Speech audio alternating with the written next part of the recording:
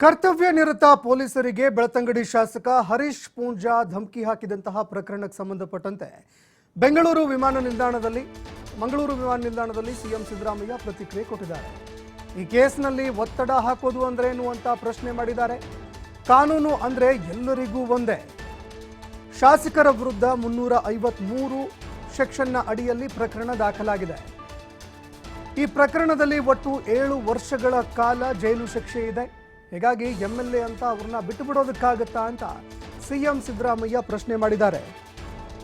MLA ಆದ್ರೆ police ಮೇಲೆ ಗಲಾಟೆ ಮಾಡಬಹುದಾ? ಪೊಲೀಸರ ಜೊತೆಯಲ್ಲಿ ಗಲಾಟೆ ಮಾಡಬಹುದಾ?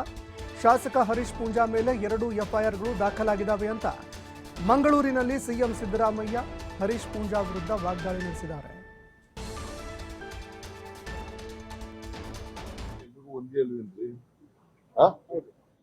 FIR is registered under section 353.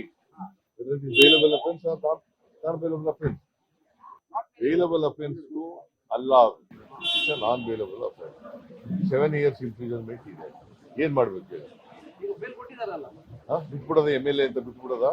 Station bail ಕೊಟ್ಟಿದ್ದಾರಲ್ಲ. ಸ್ಟೇಷನ್ ಬೇಲು ಎರಡು FIR ಇದಾವೆ. 2 ದಿನ ಗಲಾಟೆ ಮಾಡಿದ್ದಾರೆ ಪೊಲೀಸ್ನವರು. ಹಾಗಾದ್ರೆ MLA ಆದ್ರೆ ಪೊಲೀಸ್ನವ್ರಿಗೆ ಮೇಲೆ ಗಲಾಟೆ ಮಾಡ್ಬೋದಾ?